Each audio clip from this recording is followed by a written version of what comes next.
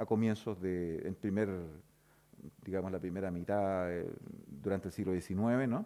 Que es una línea de trabajo que tiene la asociación. Luego viene a las 11:50, inmediatamente termine Roberto, viene Viviana Rendón, que es tesista de magíster de la Universidad de Chile, que ya ha entregado su tesis sobre este tema, que es la industria de conservas de fruta en Chile entre 1880 y 1930. Luego tendremos ya una ronda de comentarios, más o menos de las 12:30 a las 12:50, y ahí ya haremos una interrupción de la actividad, en la cual vamos a tener ahí algunos sándwiches y bebidas para los que hayan asistido. Y luego ya continuaremos con el segundo bloque, que está a cargo de Javier Rodríguez Weber, en este caso nuestro expositor internacional, que el doctor Weber viene de la Universidad de la República y del Uruguay. En estos días ha estado muy ocupado asistiendo a muchos lugares, exponiendo los resultados de su investigación, que se refieren a la desigualdad del ingreso en Chile a lo largo desde el siglo XIX al XX. Y en este caso nos va a presentar una arista específica que, ¿no es cierto?, es el vínculo Estado del élite y la distribución regresiva del ingreso en Chile en el siglo XX. Finalmente, en otra área que también es muy fuerte en la asociación, que son los estudios ¿no es cierto?, de distribución del ingreso y de la riqueza en general, va también a acompañarnos Vicente Neira, profesor de esta facultad, que imparte, ¿no?, Historia Económica 1, 2 y Chile, junto con el profesor Riveros y yo, y nos va a entregar algunos adelantos de su investigación, que ya está concluyendo al parecer, sobre la distribución factorial del ingreso en América Latina entre 1950 y 2010. Entonces, ahí tendremos una segunda ronda de comentarios en las que esperamos que todos ustedes se animen a participar. La idea es que conversen también entre ellos, discutan, peleen, se hagan trizas si es necesario. Bueno, y finalmente ya tendremos el cierre de la actividad entre las 2:30 y como estamos un poquito atrasados, probablemente nos acercaremos quizás a las 3. Bien, entonces comenzamos inmediatamente y les pido que les demos la bienvenida con un aplauso a Roberto para que se sienta animado a presentar esta jornada.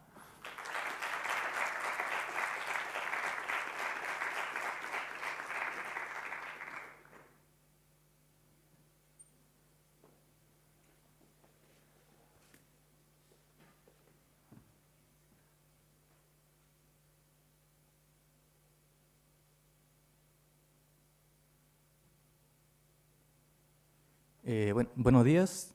Lo primero que todo, agradecer la invitación. Y sin más preámbulo, entramos de lleno al tema. Bueno, yo soy en este momento estudiante de magíster de la Universidad de Santiago. Estoy en proceso de finalización. Y el tema que voy a presentar hoy no tiene que ver específicamente con el tema de la tesis que estoy desarrollando, pero es una arista que surgió en el marco de la investigación de la tesis. ¿Ya? Bueno, ahí el personaje del cual voy a hablar hoy es Josué Waddington. Bueno, hay alguna información referente a su fecha de nacimiento. Este personaje es proveniente de Inglaterra. Y como un dato general, bueno, en 1838 se casa, como lo hicieron varios de estos comerciantes ingleses que arribaron a Chile durante la primera mitad del siglo XIX, con una chilena, y empieza a hacer ya, digamos, vida definitivamente en Chile. Ya, el objetivo es analizar la trayectoria empresarial de Josué Waddington, pero no desde sus inicios digamos, de su arribo a América Latina, que es por alrededor de 1810 a Buenos Aires, sino desde 1817 en adelante. Ya, aclarar también que hoy voy a presentar, esta es una investigación que está en curso aún, así que voy a referirme básicamente a los resultados que he logrado obtener hasta ahora, que es básicamente la trayectoria de José Waddington hasta 1850. Bueno, el enfoque, básicamente trato de integrar tres enfoques, algunos elementos de la historia económica, historia empresarial y algunos aspectos también del análisis de redes sociales. ¿Por qué elegir este personaje? Ya, que surgió también a partir de la investigación de la tesis. Waddington es un personaje que confluye. A ver, en 1852 se constituye la sociedad anónima que después le da vida a la construcción del ferrocarril entre Santiago y Valparaíso. Y Waddington es uno de los 5 personajes que concurren con capital a la formación de esta sociedad. De los 5 personajes que concurren a la formación de esta sociedad, 4 son provenientes básicamente enriquecidos con las actividades mineras en el norte chico, y él es el único personaje que, digamos, su capital proviene de otro origen, principalmente de las actividades comerciales.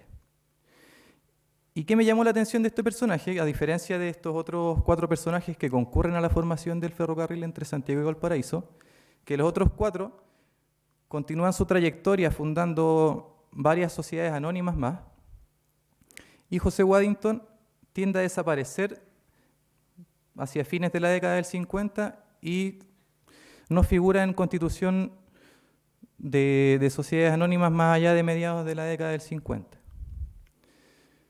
Ya, esto, digamos, me dio algunas luces de que era un personaje un poco atípico a estos otros personajes que habían concurrido a la formación de esta sociedad que le dio vida al ferrocarril entre Santiago y Valparaíso.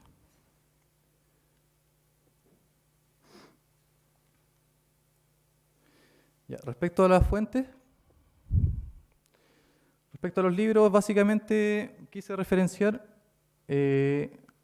2 fenómenos principales. Uno, algunos textos que permiten hablar del fenómeno de la primera globalización, que es fundamental para poder entender el arribo de estos personajes británicos inicialmente al puerto de Valparaíso y luego de eso el conjunto de actividades comerciales que comienzan a desarrollar a lo largo del país.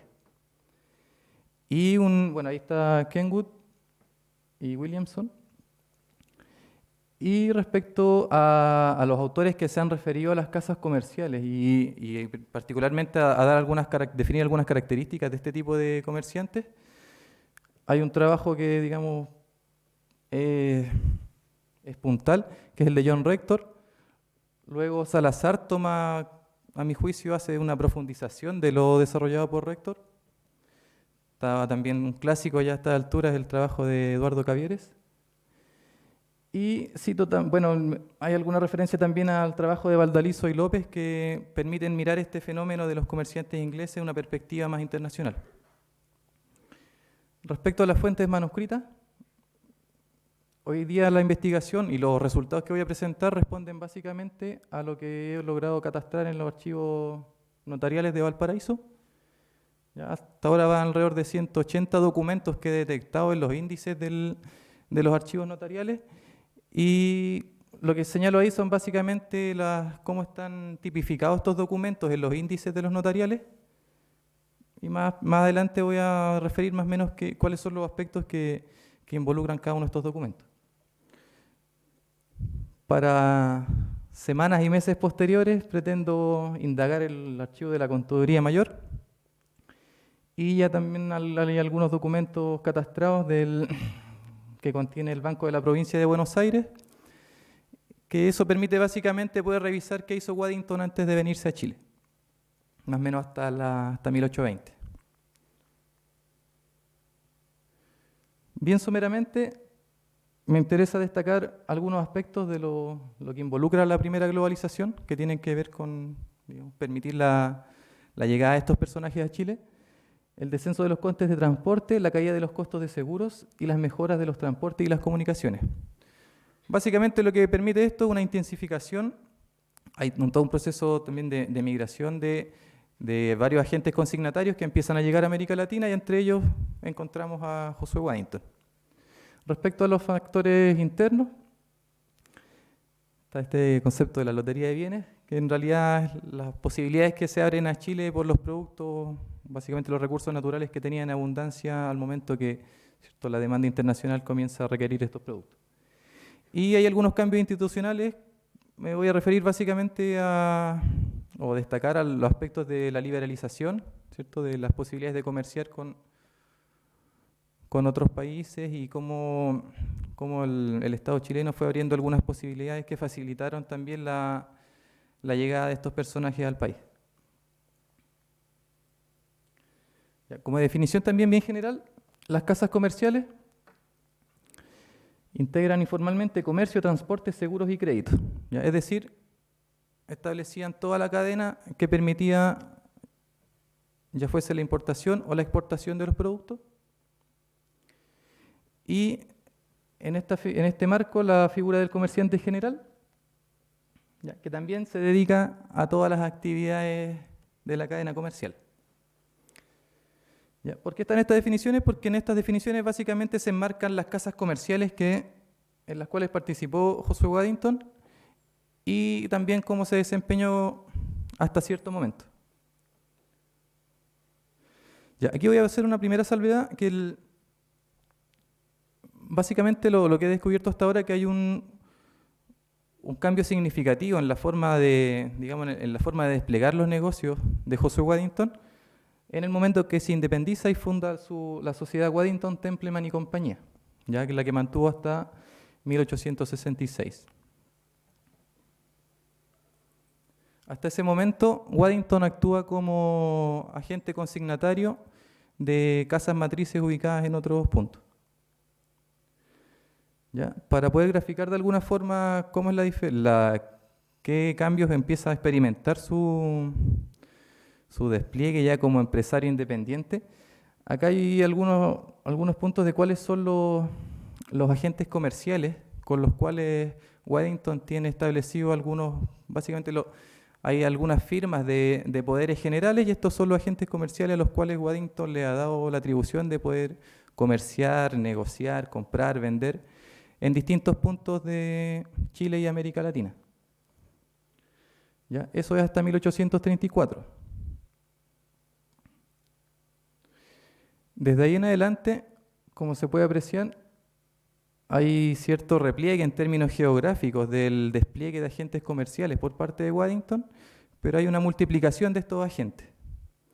De esto se puede desprender básicamente que Waddington se concentra en actividades dentro del territorio nacional, las expande dentro del territorio e intensifica también su marco de actividades. Ya, aquí se encuentran básicamente dos tipos de agentes. Algunos agentes que están localizados en zonas específicas y, bueno, no sé, en la zona norte, que tienen básicamente la función de articular negocios en torno a la producción de minerales, compra de minerales, ese tipo de cosas. En la zona de Concepción, básicamente la función es articular todo tipos de contratos con molineros para poder captar la producción de harina flor para poder exportarla, principalmente a California. Y hay otra figura de comerciantes que no están especializados y que son agentes móviles que se mueven por distintos puntos del país. ¿Ya? No se alcanza a apreciar, pero bueno, están los nombres de cuáles son los agentes comerciales que comienzan a desplegarse al alero de las actividades comerciales que articula José Waddington. Esto no quiere decir que Waddington deje de cumplir funciones de consignatario, él sigue cumpliendo esta función de consignatario de algunos comerciantes de otros puntos, pero despliega su red propia de agentes comerciales.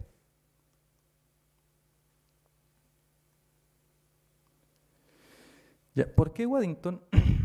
Digamos, otra justificación para poder entrar a su estudio, es que también figura en algunas nóminas que han construido, en este caso una nómina que está incluida en el trabajo de Gabriel Salazar de Mercaderes, Empresarios y Capitalistas, que presenta una nómina de los principales agentes que figuran cancelando pagos a la aduana de Valparaíso. Ya voy a avanzar más rápido. Ya, aquí entramos de lleno al marco de actividades de Josué Waddington. Ya, una línea fue negocios mineros, donde estableció una lógica de eslabonamientos hacia adelante y hacia atrás, donde actuó como habilitador, empezó a desarrollar actividades de fundición de minerales, o de beneficio de minerales, y finalmente, ¿cierto?, se hacía cargo también del transporte de estos mismos minerales. En cuanto a los negocios agrícolas, destaca principalmente la habilidad que tuvo para poder articular contratos bien favorables para él con productores, con dueños de molinos. Ya, y esto a su vez captaba, ¿cierto?, la producción de trigo de distintos puntos, pero principalmente en la provincia de Concepción. Ahí hay algunos datos que he logrado obtener hasta ahora en cuanto a bienes raíces. Entre 1827 y 1850 hay una tendencia preferentemente a la compra de propiedades. ¿Ya? A medida que avance la investigación voy a poder saber qué pasó después con estas propiedades, pero hasta este punto al menos está acumulando propiedades de Josué Waddington. Ya. En temas de negocios financieros, básicamente destaca otorgamiento de créditos y compra de letras y bonos. Y aquí también hay un punto que lo destacan algunos autores, que las tasas de interés por otorgamiento de créditos por lo común estaban sobre el interés habitual que aplicaba Waddington. ¿Ya? En la mayoría de los préstamos de dinero que hizo estaba entre el 10 y el 12%.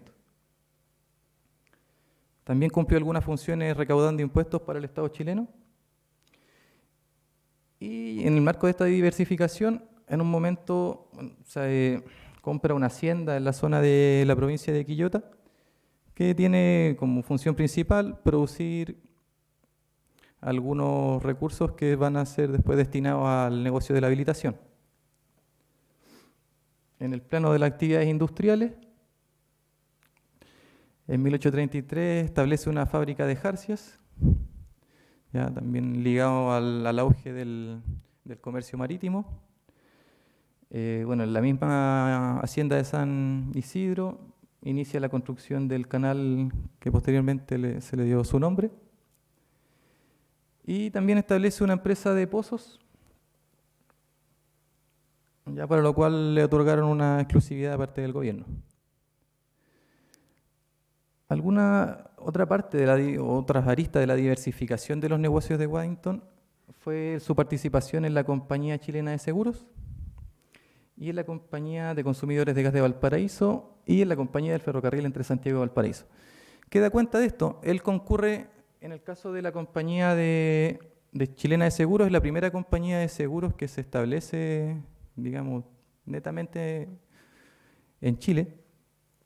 Ya hasta ese momento el negocio de los seguros estaba concentrado por empresas principalmente británicas. Y aquí concurre con bastantes personajes más, pero su concurrencia a este tipo de empresas también da cuenta de el espíritu de Waddington de poder iniciar o dar nuevo potencial a la apertura de mercados que hasta este momento no son incipientes en la economía chilena. Ya estamos hablando del transporte, de las comunicaciones y de los seguros. Y los servicios también en las ciudades principales del país. Ya.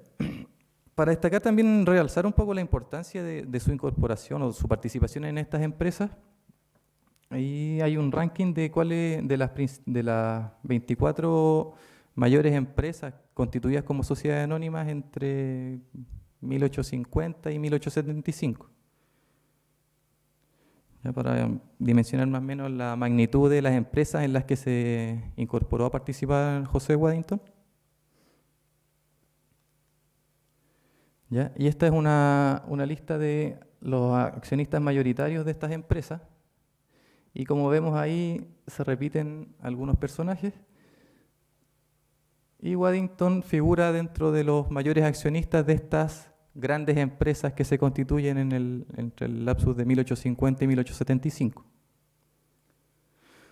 Como podemos apreciar ahí, el grueso de los accionistas que concurren como grandes, o sea, como accionistas mayoritarios a estas grandes empresas, ya venían construyendo algunos lazos, al menos comerciales, en el norte minero, a diferencia de Waddington, que él concurre, ¿cierto?, como comerciante básicamente establecido en la zona de la provincia de Valparaíso. ¿Ya? Ahí hay otra característica también, en las compañías que participa Waddington, con excepción del ferrocarril, son las dos primeras compañías en términos de masividad, es decir, de una nómina catastrada de alrededor de 173 empresas constituidas en este lapsus de 25 años. Waddington participa en las dos que son más mayoritarias en cuanto a cantidad de accionistas que lograron convocar. Bueno, hay una cita del brindis que da Manuel Montt en la ceremonia de inauguración del ferrocarril entre Santiago y Valparaíso, para que se puedan hacer una idea de cuál es la imagen de modernidad que proyecta esta empresa y estas obras que se pueden realizar a partir de la constitución de esta empresa.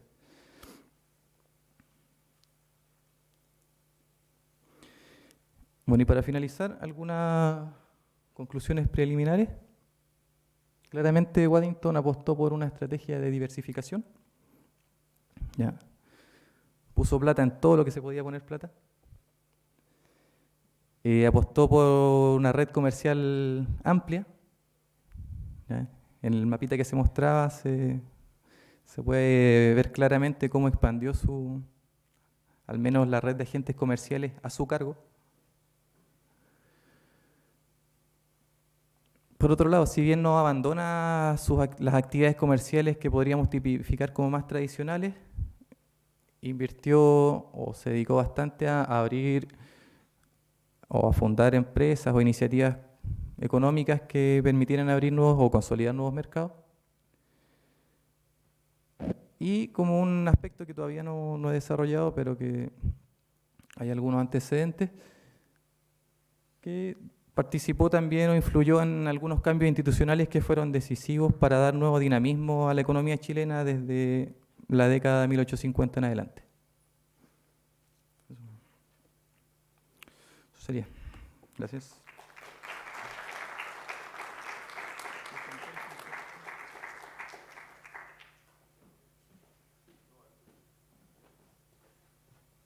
Muy bien, muchas gracias, Roberto. Ya habrá ocasión para conversar con él sobre esta primera presentación, que ya nos muestra otro empresariado al que estábamos habituados.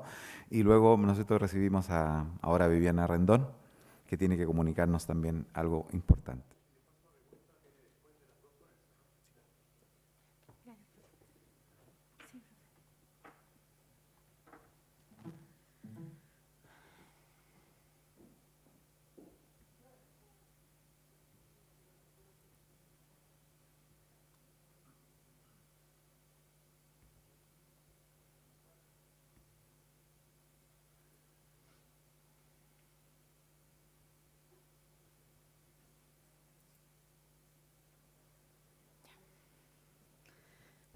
Buenos días. Mi nombre es Viviana Rendón. Por mi acento comprenderán que no soy chilena, soy colombiana. Llevo un par de años acá y estudié el magíster en la Universidad de Chile. Acabo de entregar la tesis y básicamente habla sobre la industria de conservas. El título que le hemos puesto es Endulzando el ciclo salitrero, orígenes de la industria de conserva en Chile entre 1880 y 1930. Y bueno, mi tutor de la tesis fue el profesor Mario Matos, a quien le agradezco esta orientación porque antes de empezarla era todo una mezcolanza entre la industria frutícola y entre la parte frutícola y la industria de conservas. Así que lo fuimos encaminando de a poco y este es en parte el resultado. A modo de introducción, para contextualizarlos, este trabajo de investigación lo que busca es, ¿cierto?, buscar los orígenes y el desarrollo de esta industria que no ha sido estudiada, sino hasta ahora, dentro del contexto del desarrollo previo al periodo de sustitución de importaciones de la industria en Chile, y lo que hemos hecho es un estudio de caso para ver cómo efectivamente hubo una industria que se desarrolló previo a este periodo. En mi presentación van a ver poco texto, pero la idea es que veamos un par de gráficos. ¿Por qué decimos que efectivamente hubo un desarrollo importante de la industria de conservas en Chile? Porque gracias a la búsqueda de información, básicamente en los anuarios estadísticos de la República de Chile a partir de 1908, que se sistematizó toda la información hasta 1940, se encontraron datos que demuestran que efectivamente hubo una industria que permanentemente exportó fruta en conserva a otros países, no solamente del Pacífico Sur, sino de otras latitudes. Como ustedes pueden observar, la línea azul nos demuestra la cantidad de kilos de fruta en conserva exportado, que siempre a pesar de que tiene unas leves caídas, tiene una tendencia al crecimiento en detrimento de la cantidad de kilos de frutas importadas. Y lo mismo pasa con el valor de estas exportaciones e importaciones, ¿cierto?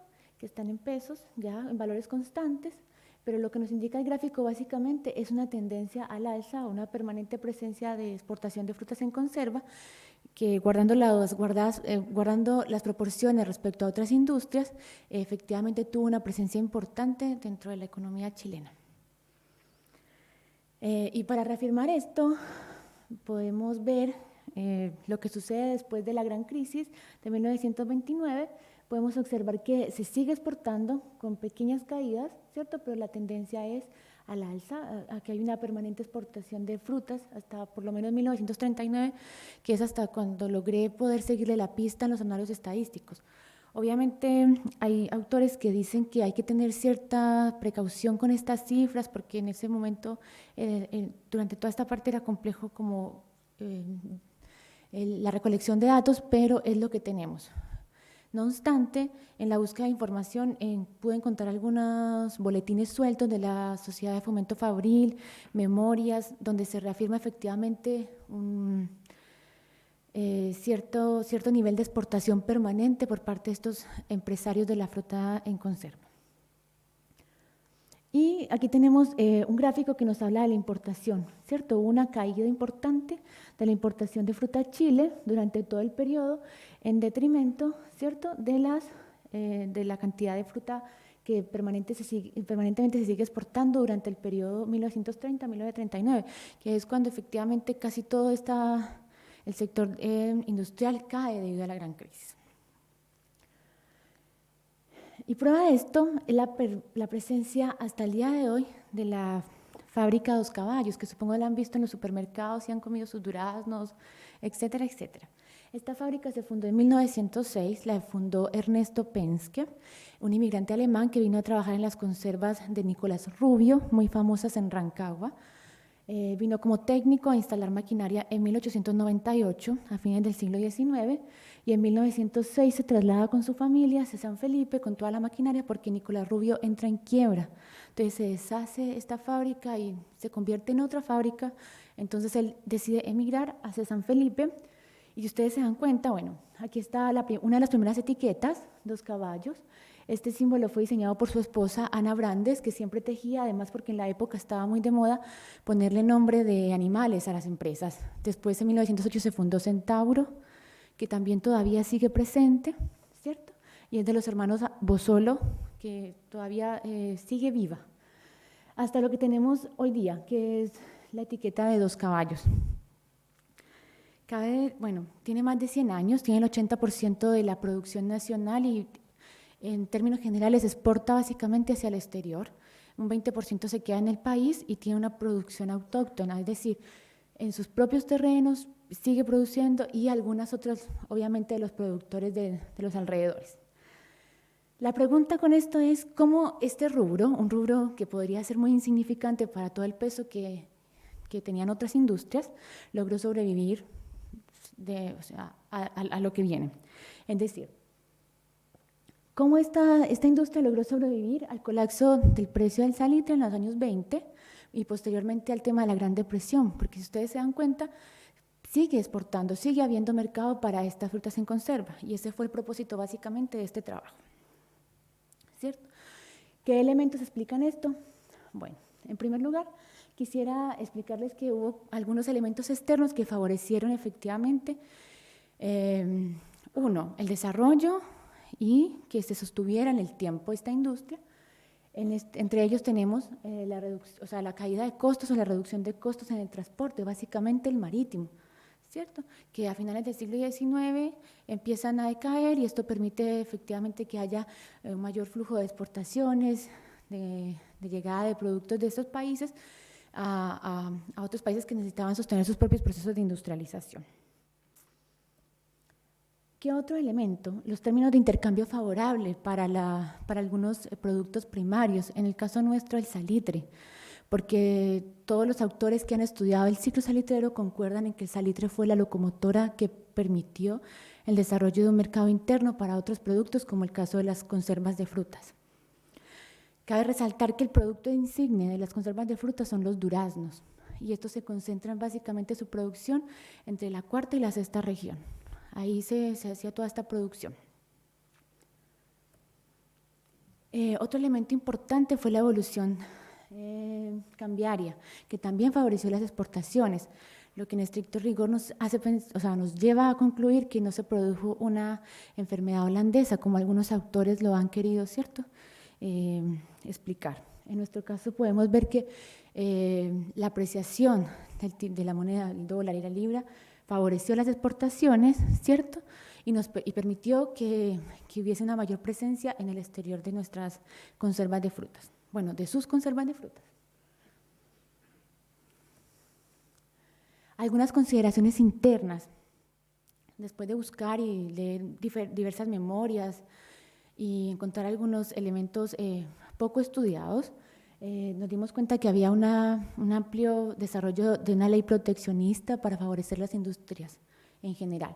En el caso de las conservas, la ley de 980 de 1897 favoreció ampliamente a las conservas de frutas nacionales, con un impuesto del 60% sobre las importadas, lo que permitió efectivamente una mayor presencia de las conservas de frutas.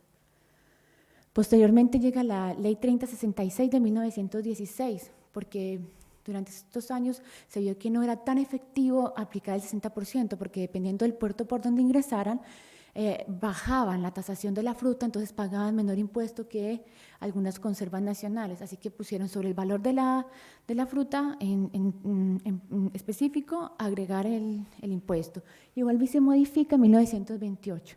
Cabe destacar que lo de 1928 responde a todo un proyecto de impulso a la fruticultura propuesto por Adolfo Ibáñez, ¿cierto?, cuando era ministro de Agricultura. Ahí se decidió todo un proyecto complejo que obviamente después se ve un poco retrasado por todo lo que vino después.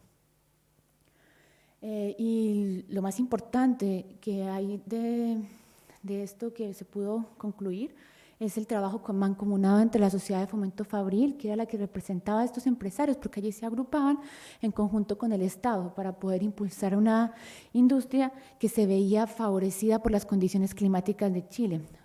O sea, para quienes no han investigado un poco o no saben un poco de historia en términos de la fruticultura, California es la que siempre ha estado como en el puntal de desarrollo.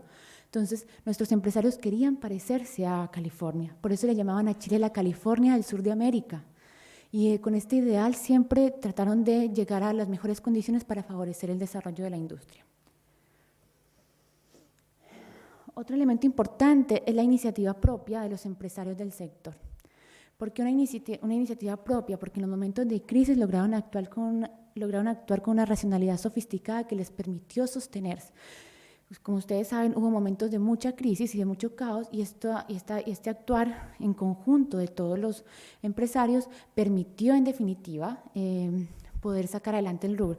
No les estoy hablando de empresarios con mucho poder económico, no, eran personas que instalaban sus máquinas, sus fábricas, y paulatinamente iban integrando gente con un promedio de 200 empleados en cada fábrica, donde básicamente predominaban las mujeres, seguidos por los hombres y en menor medida los niños. ¿Y las mujeres por qué? Porque las mujeres tenemos manitos más finas para poder pelar y trozar los duraznos, que era básicamente la producción. Bueno, para reafirmar esto, aquí tenemos el número de fábricas de conservas creadas o que estaban ya establecidas en cada año. El primer dato de una fábrica de conserva está en 1895, aunque hay una fuente que dice que desde 1880 ya había una producción con la fábrica de Osvaldo Pérez Sánchez, que se ubicaba en Santiago y que incluso llegaba a producir más de 1 millón de tarros al año de frutas en conserva.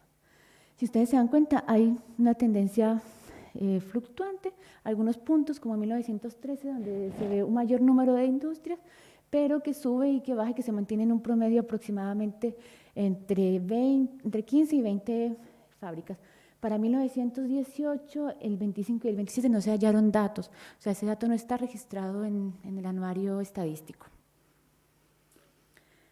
Yo les hablaba de la racionalidad de estos empresarios, porque en este gráfico podemos ver, ¿cierto?, cómo a partir de 1916 se producía, el valor de la producción eran 4 millones, con unos activos aproximadamente de 6 millones y medio. Cuando viene la crisis después de la guerra, ¿cierto?, logran con la mitad de esos activos, ¿cierto?, llegar a una producción más o menos similar a lo que había antes de esa crisis, hasta que se lograron recuperar paulatinamente en 1924. No hay más datos porque desafortunadamente el anuario, en la medida en que va avanzando el tiempo, va perdiendo como esa capacidad de detalle. Se van perdiendo un montón de datos, de propietarios, de cosas que ya no permiten como hacer un seguimiento un tanto más amplio. Lo que tenemos aquí es desde 1912 a 1913. ¿Y esto qué nos indica? Que hubo una concentración, ¿cierto? Lograron concentrarse, producir lo mismo con la mitad de los activos, en este caso la maquinaria no obsoleta, y no renovarlo sino hasta cuando pudieron hacerlo, que ya tenían, ¿cierto?, una cierta recuperación. Y como para continuar con este asunto de que tenían un amplio panorama de lo que querían lograr con la producción de conservas en el país, tenemos algunos de los países de destino donde se exportaban frutas en conserva. En este caso, ¿cierto?, Europa y el Cono Sur tienen como la primacía entre 1908 hasta 1920, y posteriormente quienes toman la batuta en esto como destino principal de las conservas de frutas chilenas son los países andinos, con quienes también teníamos intercambio y se hizo todo, ¿cierto? Teníamos la posibilidad de intercambiar otros productos. Y en menor medida, Norteamérica, el Cono Sur, ya en la segunda parte, durante la década del 20, y algunos pequeños focos con Asia. Asia, principalmente Japón, era el destino de las conservas de fruta. Mientras que en relación a las importaciones, nuestras frutas venían de Europa, ¿cierto?, hasta 1908-1917. Aquí había un pequeño caos, entonces empiezan a disminuir. Posteriormente Estados Unidos, con California como el principal proveedor de fruta en conserva, de conservas de frutas, perdón, y posteriormente vuelve y retoma Europa, y Estados Unidos siempre con una menor presencia en la importación. Y para finalizar, un par de imágenes de la fábrica Dos Caballos. Esta fuente fue un poco complejo conseguirlo porque yo quería entrar a los libros de contabilidad, que hubiese un poco más de espacio, pero es una familia muy cerrada en términos generales. Así que me dieron una memoria conmemorativa de los 100 años, de donde pude extraer un montón de información y algunas otras fotos sueltas y algunos relatos de gente que trabajó para la conservera en sus orígenes, o sea, que habían recuperado de sus abuelos, etcétera, etcétera, porque es muy importante en el contexto de San Felipe la empresa Dos Caballos, o sea, da mucho trabajo y compra mucho de la producción que resulta, ¿cierto? Aquí podemos ver, maquinaria, de cómo trabajaban, o sea, empezaron en algo muy pequeño, pero él se trajo mucha maquinaria desde Alemania, porque era técnico específicamente en la conservación de alimentos. Aquí tenemos otro tipo de maquinaria, que son básicamente estos baños María o autoclaves, donde se preparaban y se organizaban el tema de las frutas en conserva. Y eso. Muchas gracias.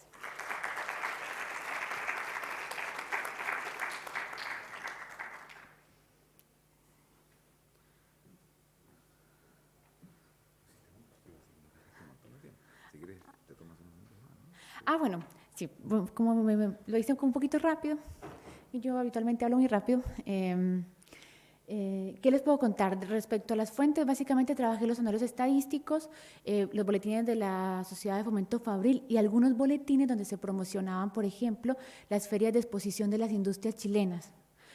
Informaciones que estaban relegadas, estaban por allá abandonadas en la Biblioteca Nacional.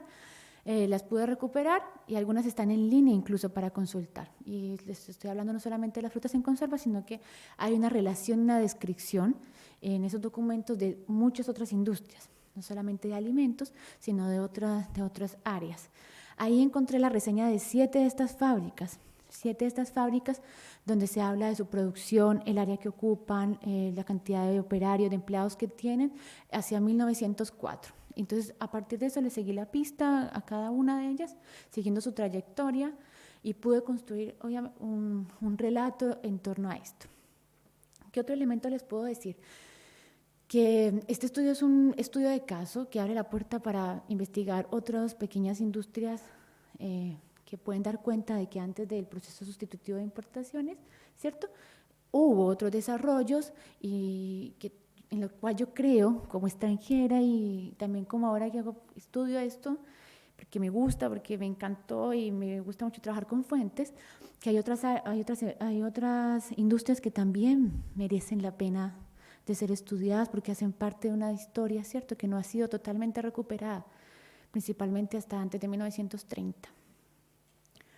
Y otro elemento importante es el rol del Estado, porque a partir de 1924, con la creación del Ministerio de Fomento, se crea en la Quinta Normal, que no lo quise decir acá porque pensé que no iba a tener tanto tiempo, la creación de una fábrica de conservas del Estado, auspiciada por el Estado, que recogía la producción, ¿cierto?, de algunos productores de las zonas cercanas a Santiago, les compraba la producción, la ponía a producir y trataba de entregarle dividendos exportando.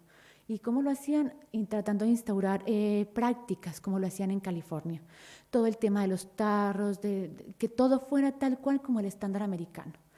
Entonces, eso fue súper importante para mí contar ese dato, porque en el fondo del Ministerio de Agricultura lo encontré hacia 1927. Antes de eso no hay ninguna otra información. Entonces, está el presupuesto, lo que se invertía, y lo que uno puede deducir es que efectivamente había un pequeño monopolio de la fruta fresca en este país, especialmente estas frutas, porque era muy caro para la fábrica comprar, porque había muchos intermediarios que impedían que efectivamente se pudiera llegar. Obviamente el proyecto nunca llegó a buen término, pero los primeros intentos dieron la posibilidad de que estos pequeños productores aledaños trataran de incorporar su producción, ¿cierto?, de lo que les sobraba también, porque ellos también le vendían a otras fábricas.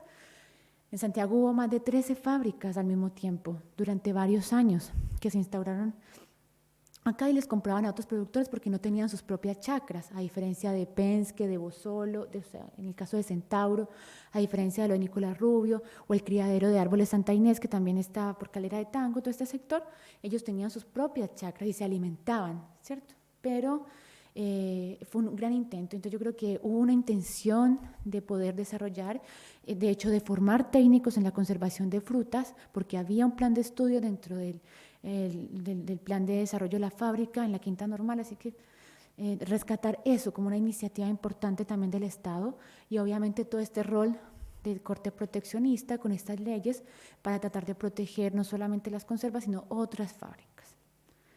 Eso, yo creo que ahí sí.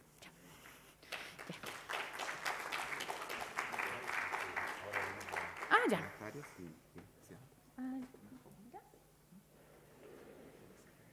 Entonces, invitamos a Roberto también.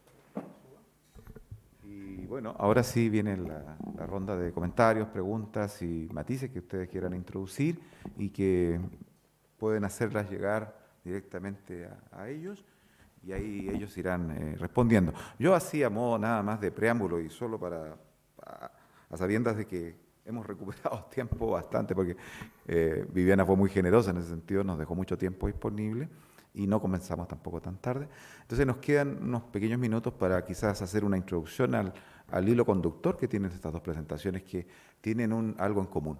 Por un lado, ¿no?, estamos acostumbrados a una historia del empresariado en el siglo XIX, que es una historia que ya es un poco, está quedando un poco también con la impronta de una leyenda negra, ¿no? O sea, el empresariado siempre ha sido, qué sé yo, ha tenido poca iniciativa, siempre el empresariado ha sido reactivo a los cambios, ha sido un empresariado conservador. Bueno, estos dos trabajos tienen algo en común. Uno, el primero de Roberto, que nos prueba que esta idea general que aparece muy seguido en el libro del profesor Salazar, de Mercaderes y Empresarios, de que cuando los empresarios extranjeros ven las condiciones propias de la sociedad chilena, mucha desigualdad, es decir, etcétera, etcétera, hay una serie de barreras, la facilidad para concentrar mercados, finalmente nosotros se terminan convirtiendo en mercaderes con poca iniciativa. Bueno, acá lo que vemos es un recorrido distinto, totalmente distinto. Tenemos un mercader, Waddington, que es un señor que parte desde el comercio y que luego hace el camino totalmente a la inversa y se termina transformando en industrial, generando obras de regadío, o sea, un agente modernizador, como dice Roberto. Esto, claro, quizás no es extensible a todo el siglo XIX, pero nos muestra que el estudio pormenorizado ¿no es cierto?, de distintos agentes empresariales nos da un cuadro mucho más rico, más matizado, que, no, que hay que entrar a descubrir para ver si realmente corresponde seguir hablando de un empresariado oscuro, reactivo, ¿no? Un empresariado conservador. Acá tenemos otra historia, o sea, un tipo que termina siendo fundamental en la construcción del principal ferrocarril en ese momento, que va a ser de Santiago a Valparaíso. En el caso del trabajo de Viviana, también tenemos de alguna manera un trabajo irreverente, que un estudio de caso que nos ilumina zonas que estaban oscuras, porque tendemos a pensar que toda prácticamente la industria que existía, que ya se sabe que había una industria muy importante antes del periodo sustitutivo, antes de la industrialización dirigida por el Estado de los años 30, 40, bueno, ya sabemos que existió un proceso de industrialización muy importante que va entre 1880, que ya Kirsch, Ortega y otros, Palma, Muñoz, por hablar de Carmañani, por hablar de los básicos, habían documentado, es decir, hay un proceso anterior. Pero por otro lado, a pesar de que se reconoció que existía ese proceso anterior, se dice, nada de eso quedó, todo quedó destruido. O sea, era un páramo la industria chilena hacia 1940. Y el trabajo que nos muestra Viviana es decir, no, bueno, hay que entrar a ver porque resulta que hay algunas industrias que se originan a fines del siglo XIX y que no solo sobreviven, sino que luego logran permanecer y además rompen este paradigma de que la industria chilena es incapaz de exportar, porque muestra allí los destinos, los mercados diversificados que tuvieron esas industrias desde temprano. Entonces, creo que esas dos novedades que nos dan su trabajo nos permiten ya entrar a conversar con ellos y a ver hasta dónde funciona esa irreverencia, ¿no? Así que, por favor, dirijan sus comentarios, preguntas a ellos directamente.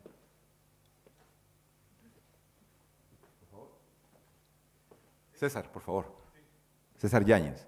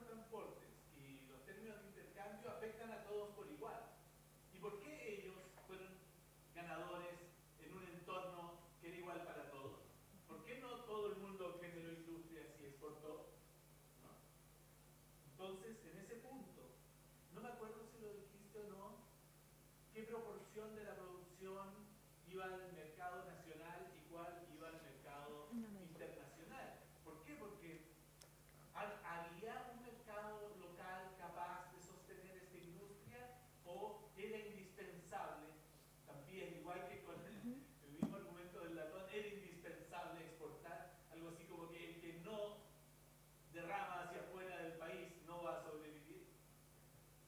Creo que esas dos cosas son claves. No sé si quieren responder. Básicamente, en lo del latón no ahondé en esa parte más tecnológica, debido como a la falta también de algunas fuentes que lo indicaran así, porque era lo que menos se hablaba en términos de las fuentes que se fueron recopilando, pero es un tema pendiente como para, ¿cierto?, para poder ahondar en la parte más tecnológica, el uso de qué tipo de tecnología, etcétera, etcétera. Y respecto al segundo comentario, efectivamente no hay una descripción concreta o no la establecí en términos de cuánto efectivamente se quedaba acá y cuánto se iba. Lo que sí, o una primera impresión de lo que pude encontrar tanto en las fuentes como en lo que iba hacia el norte, principalmente en el caso de las frutas de las conservas que se comercializaban hacia allá, es que había un potente mercado interno que absorbía, pero la proporción exacta no la tengo. Pero sí, evidentemente se nota que se venden y se consumen ampliamente por todo lo que se registraba en la prensa, principalmente entre 1900 y 1930, puedo hacer un seguimiento a toda la publicidad de lo que se iba comercializando. Pero una proporción exacta no la tengo en ese sentido, pero efectivamente son dos elementos muy importantes para efectivamente saber por qué lo lograron y por qué no, qué fue lo que marcó la diferencia con otras industrias.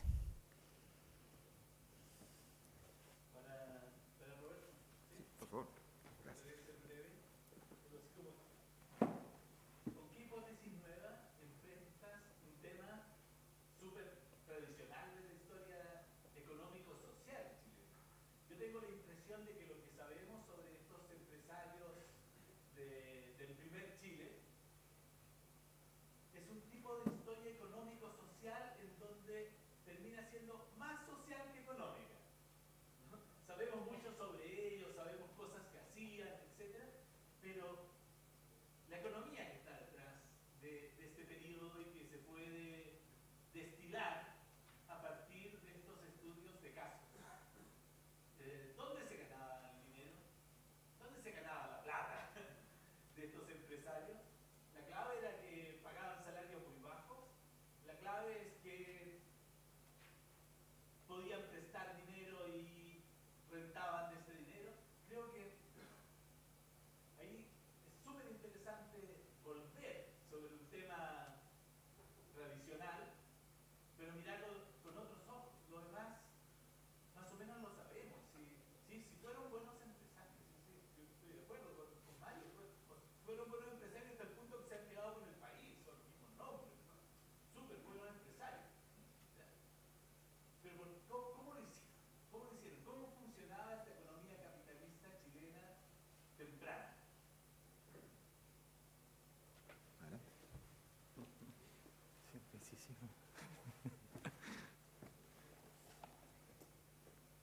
Sí, en realidad, como está en fase de desarrollo de la investigación, en realidad hoy día puedo responder más de las diferencias que puedo establecer con estos otros personajes que comentaba, con los que confluye a formar esta compañía empresa para el ferrocarril.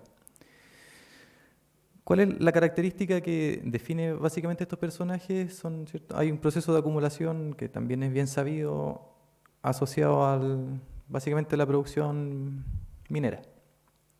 Y ahí todo el tema de la habilitación y cómo logran captar esos productos para la exportación.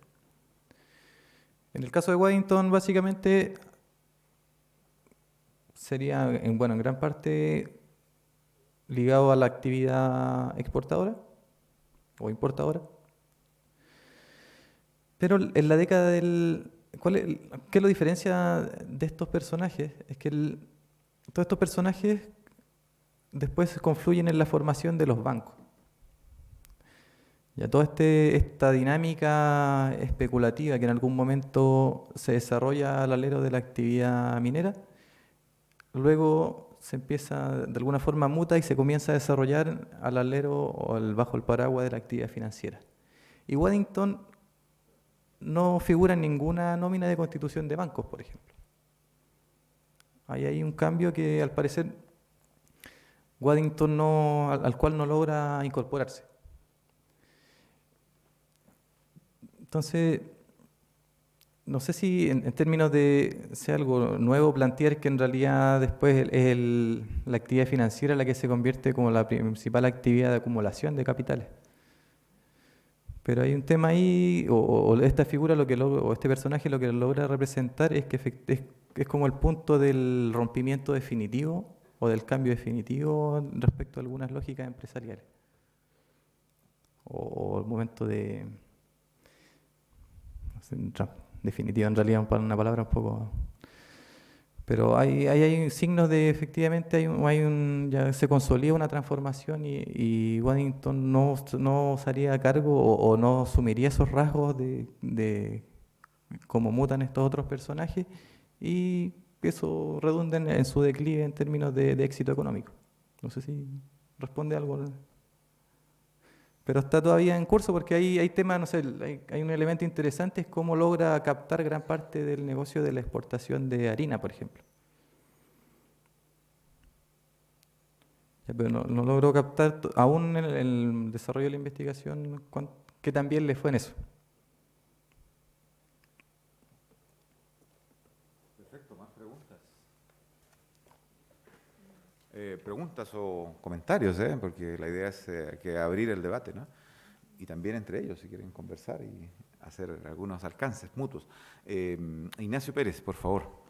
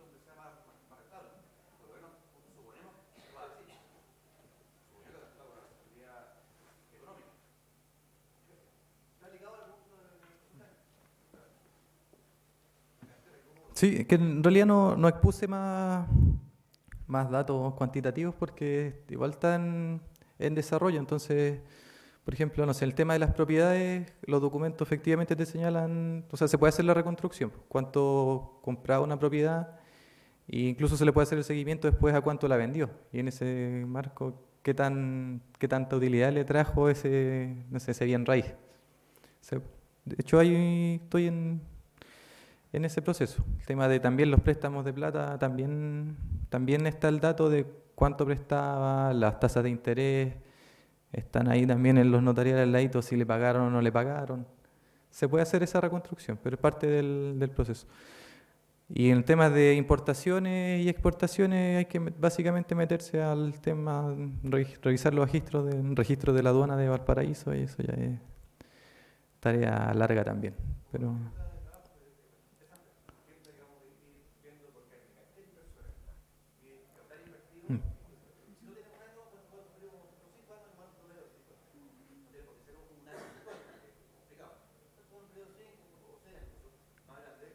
Mm. Sí, de hecho, bueno, no lo presento ahí, pero se evidencia, no sé, de la cantidad de propiedades que logro identificar hasta ahora asociadas a Waddington, se concentran en algunos periodos. Entonces, igual, la idea de hacer el cruce, por qué en esos momentos comienza a comprar más propiedades, en otros momentos no, ver un poco cuáles son los otros factores que van, digamos, determinando, porque no es solo determinar la cartera, ¿cierto? Explicar por qué la cartera se comportó de esa manera. Cambio en distintos periodos, por qué fue priorizando por unos negocios o por otros. La idea es poder desarrollar eso. Disculpa, hay que darle la palabra a otra. Jaime Rosenblit, por favor.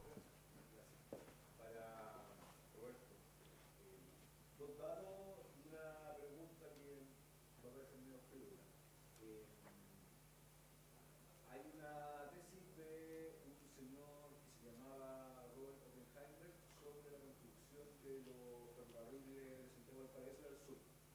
Entonces, él apunta a la sociedad anónima. Y ahí tú te vas a dar cuenta que la sociedad inicial para el ferrocarril de Valparaíso Santiago, su capital se acabó antes que llegara a Quillota. Y luego el resto de la línea hasta Santiago, que comprendía la parte más compleja del tipo civil, la aportó el gobierno, cuando ya se había resuelto que la hacienda San Isidro tuviera una estación a la entrada. Es un dato no menor para interpretar. Y un poco también para atender lo que nos plantea César. Luego, este tipo de empresarios, mercaderes de la primera parte del 19, por primera parte, entendamos hasta la guerra del Pacífico, hay que entenderlo, ojalá poder verlo en un contexto territorial bien amplio. Entonces, mientras más lugares de la costa del Pacífico que uno los busque, te va a encontrar aspectos y aristas interesantes. Entonces, yo algo que lo encontré en Tacna, 1824, ahí cuando tú también lo sitúas en el esquema. La sociedad Waddington Gentleman se disuelve, por lo menos los intereses que tenía en Tacna, en 1836. Entonces hay una escritura en que él le encarga a Horacio Bolton, que también lo tienes en el mapa que nos mostraste, que lo represente en la disolución de los intereses con Gentleman, por lo menos en ese espacio. Estaba preocupado de proporcionar manufacturas hacia Bolivia y participar en inversiones mineras. No extractivamente, sino que comprar la producción y despacharla. La particularidad, no sé si será más general, pero por lo menos la particularidad de ese lugar es que, comparándolo con otros agentes comerciales, o la presencia de otras agencias comerciales extranjeras, Bolton no era un agente, no era formalmente un agente como sí en otros casos. Parecía ser más bien un cliente, un buen cliente, que intercambiaba las materias primas a las que tenía acceso por las manufacturas que proporcionaba Waddington. Entonces, hay un caso empírico que por lo menos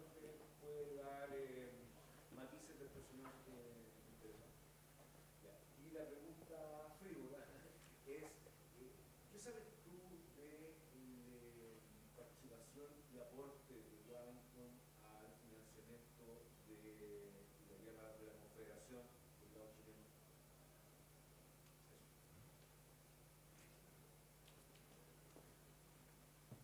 Sí, voy a partir por lo último. En realidad hasta ahora no, al menos en la revisión de los notariales, nada. En realidad las informaciones de ese tipo lo que he detectado están más que todo en las sesiones legislativas. Ahí podría hallar algo respecto a qué tipo de aporte puede haber efectuado a esa campaña. Igual hay antecedentes que efectivamente, en realidad fue una característica de Waddington que fue benévolo con todos los gobiernos. Y eso también le permitió algunos réditos de vuelta en términos de exclusividad, de la estación a la puerta de la casa. Hay algunos elementos ahí que mantuvo por lo general buenas relaciones con los gobiernos.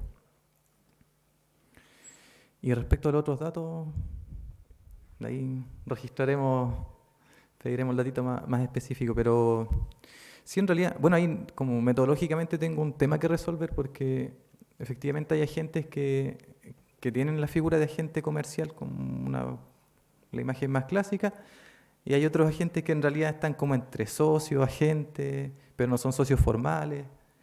Y hay otra figura que, al menos es como lo van registrando en los notariales, que si bien no les da en algún momento un poder general, que es como la figura que les daban a estos agentes comerciales, recurrían a ellos muchas veces para temas específicos, entonces hay un tema ahí que terminan también actuando como agentes en multiplicidad de negocios, pero no son, en ningún momento se les da el reconocimiento como tal en la figura de ese poder general que lo representa para todo tipo de actividades.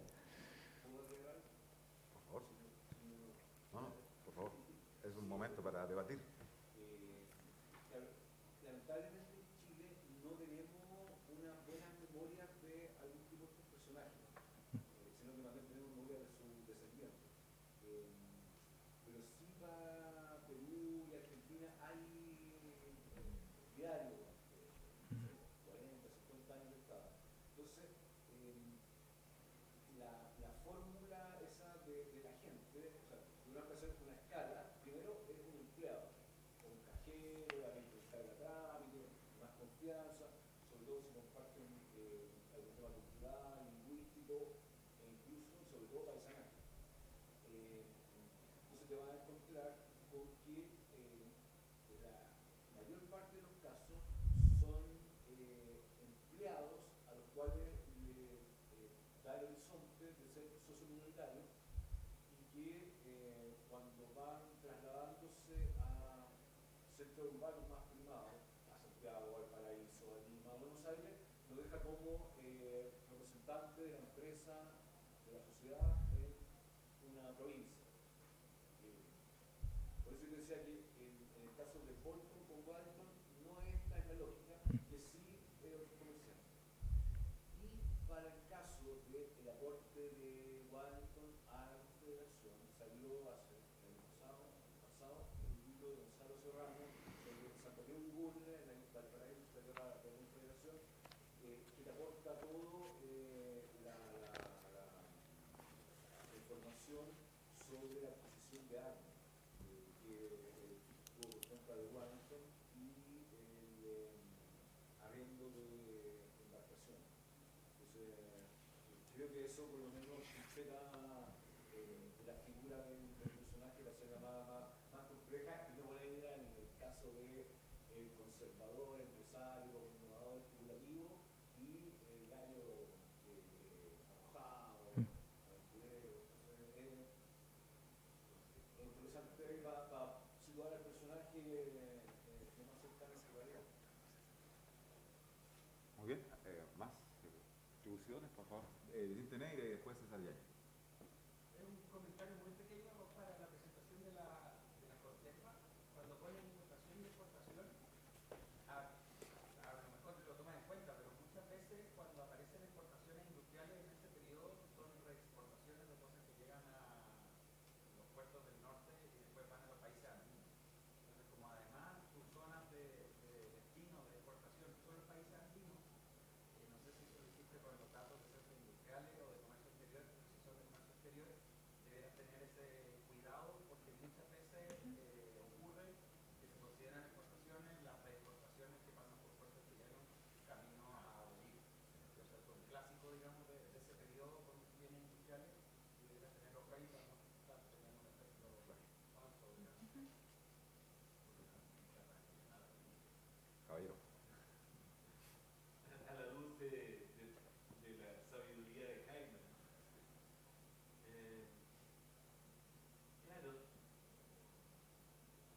sigue preocupando lo mismo que decía antes, ¿no? De decir cosas nuevas, de no hacer otro estudio prosopográfico y tenemos otros personajes y caer en la tentación un poco de lo que me asustaba, de lo que dijo Mario en su primer comentario, empresarios malos, ahora nos vamos a hacer a todos buenos.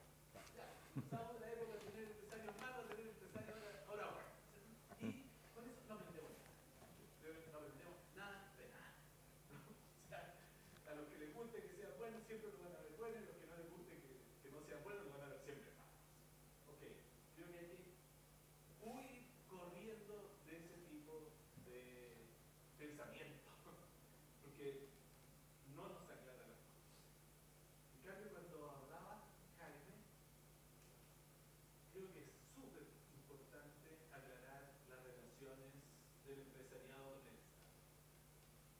Indispensable. O sea, mi intuición, y es lo que mi intuición lo estoy transformando en una investigación muy lentamente, la relación de los empresarios con el Estado en el siglo XIX, y no me atrevo a decir los periodos exactos, se basaron en la idea de un Estado oligárquico en donde los grupos dominantes tenían el aparato del Estado, pero ¿para qué lo querían tener? ¿Para qué les servía? ¿Reducir riesgos? ¿Reducir riesgos? Es allí donde los negocios eran arriesgados, tener el aparato público suficientemente controlado, el crédito público como para socorrer las actividades en donde el riesgo era demasiado elevado y, aunque lo debían hipotéticamente en un pensamiento liberal hacer los privados, lo hiciera el Estado, porque en el fondo además el Estado era amigo. Y ahí la relación público-privada. Te lo digo, Roberto, para no llenar otra vez otro personaje que vamos a conocer todos, nos van a parecer o buenos o malos, pero cuestionar algo, poner un problema nuevo sobre la mesa con la misma historia. La relación público-privada, sus referencias a la guerra son muy claras, en una época en donde el Estado se construía cara a cara. ¿El Estado qué es? No es la ley, no es nuestra institucionalidad portaliana, no me lo creo, nada, no me lo creo nada, cero, no me lo creo nada. No hay institucionalidad portaliana, hay un discurso que detrás tiene relaciones face to face, cara a cara. Yo te conozco a ti, confío y me alío contigo independientemente de que seas en la cuerda política más cerca mía o no, si tenemos intereses en común y construimos una relación pública-privada cara a cara.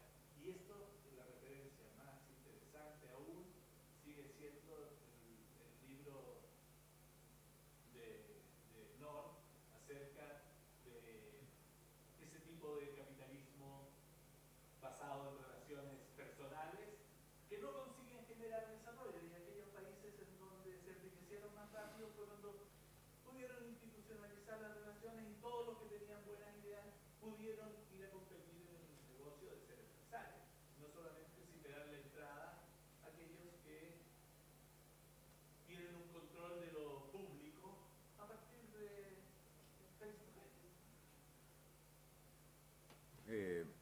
Bueno, sí, me gustaría, si es posible, ampliar un poquito las participaciones. Ya nos quedan pocos minutos, vamos a ir al break, pero escuchar a algunas voces más, a los que no han hablado. ¿M?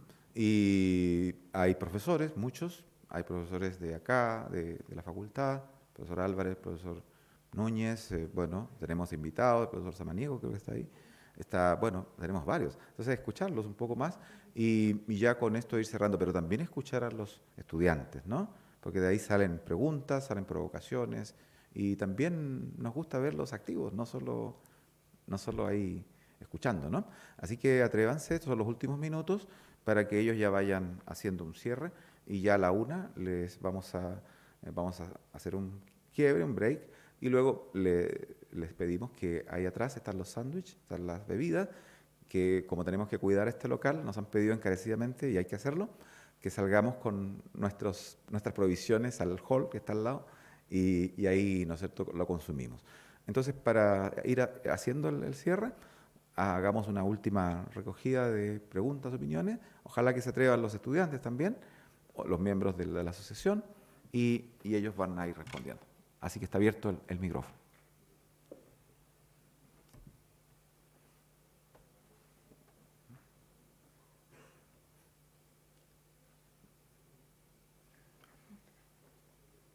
¿Alguna inquietud por ahí atrás? ¿No? Están muy tranquilos. ¿No? Ustedes nos dicen, ¿eh? Bueno, entonces, por favor, profesor Rodríguez y después Ignacio.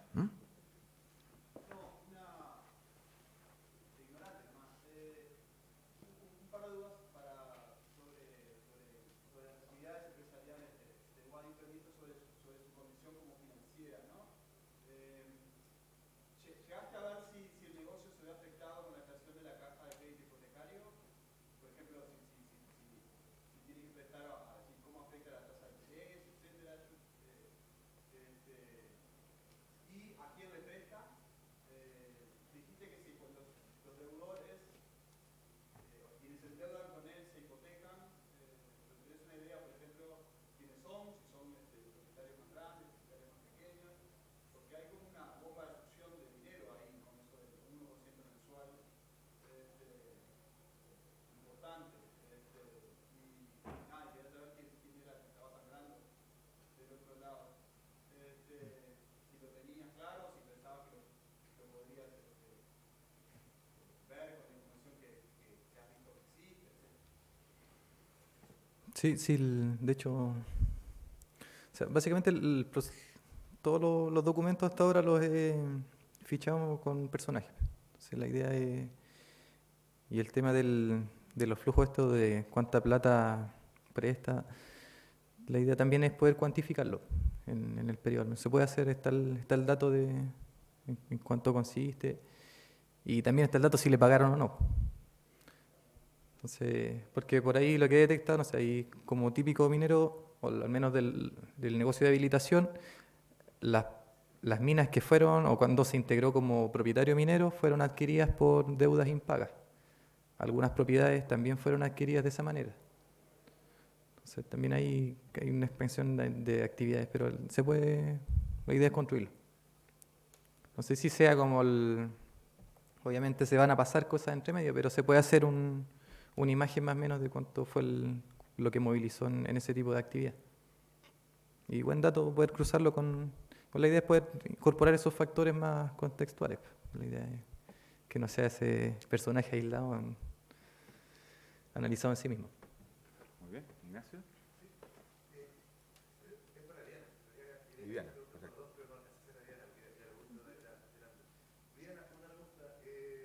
Un comentario chico que está relacionado con lo que comentaba el profesor Yañez y una pregunta.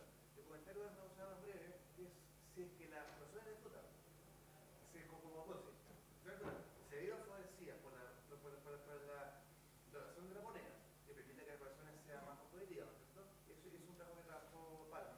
Palma demostró que las personas habían sido más competitivas gracias a que no hubo frenancia, porque el Estado gastó de más, ¿cierto? Lo que provocó problemas, digamos, que no te da más. Si hubiera sido así, ¿qué pasa? El latón, el principal compuesto es estaño, y Chile no produce estaño. Entonces, si el país devalúa, ¿cierto?, con el cual tenemos más competitividad, ¿qué pasa?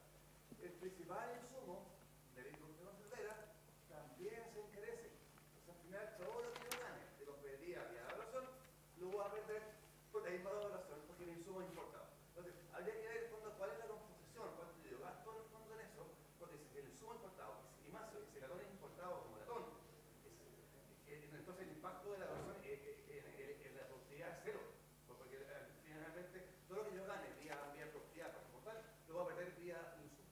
Eso es un poder del título. Lo segundo es una pregunta, en realidad es una pregunta que también está ligada a lo que la persona ha preguntado antes. Los mercados, porque tú mandabas de los mercados en mucho de esto en cuánto, de cuánto era personal, cuánto era local. Pero ese cuánto es que verlo en el tiempo, porque en el fondo yo puedo en un momento exportar gran parte de producción y en otro momento puedo dedicarme en realidad a producir para el mercado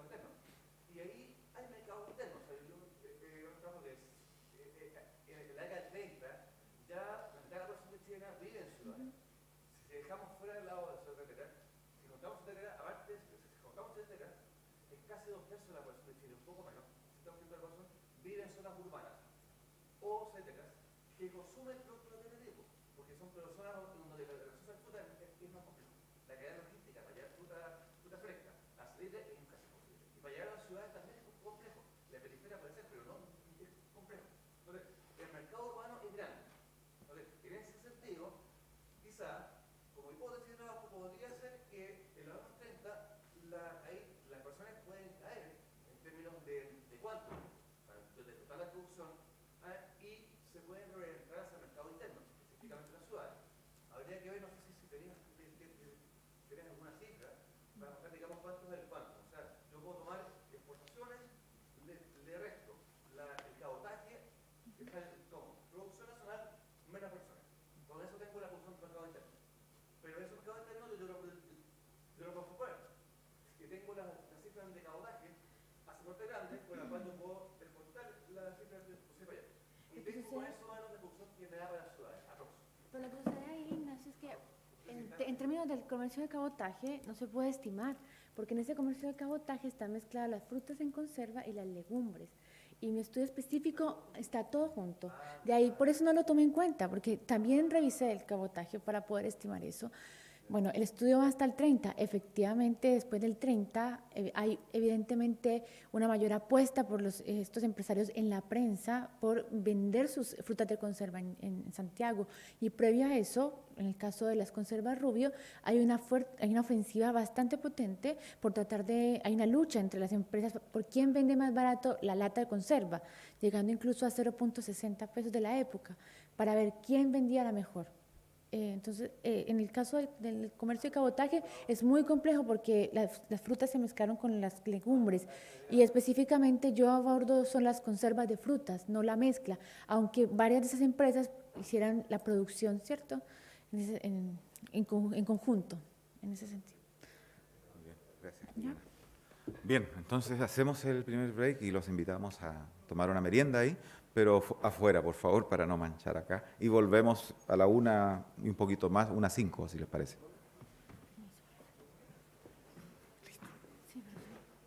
Caballero, ¿cómo está?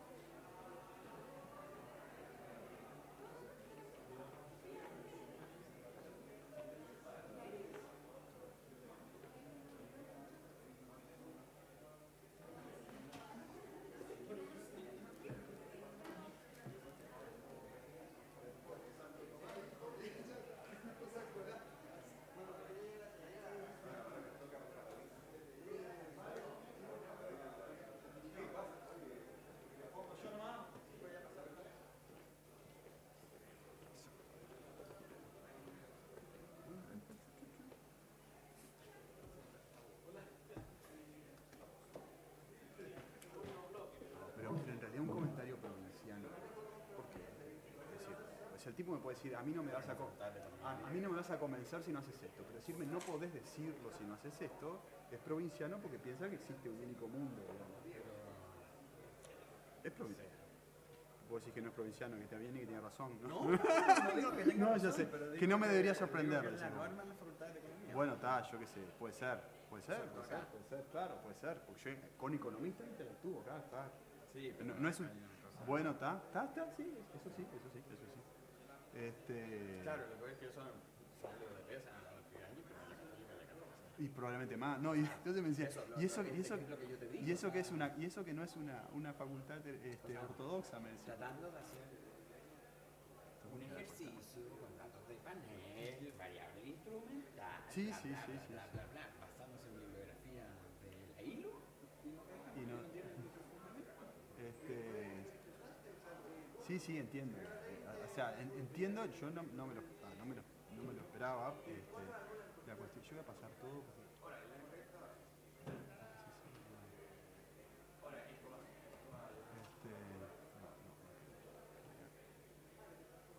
Esto no tiene botones, a mí me complica. ¿Cómo?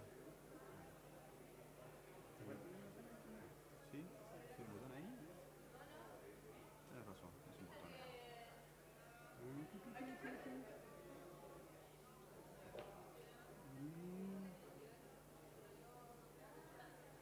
Pero esto era sobre el top 1%, cada una historia, es muy política, todo lo demás.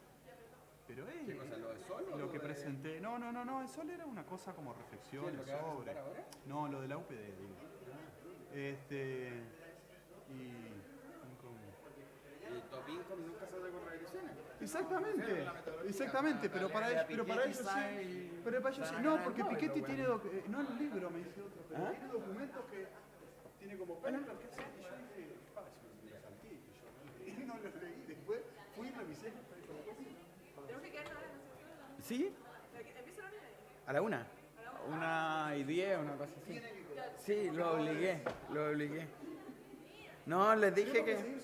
No, lo que hace es que yo tenía clase ahora, entonces les dije, en vez de venir a clase, vayan a eso. Pero no voy a pasar lista ni nada, y les dije, tampoco voy a ver. Pero a todos les dije que vinieran a ver lo tuyo, en realidad. Porque, o sea, para cabros de economía que no historia de historia, las presentaciones de antes... No, pero te hice mucha propaganda con mi alumno. Así que... sí. Ay, eres el que más sabe de eso.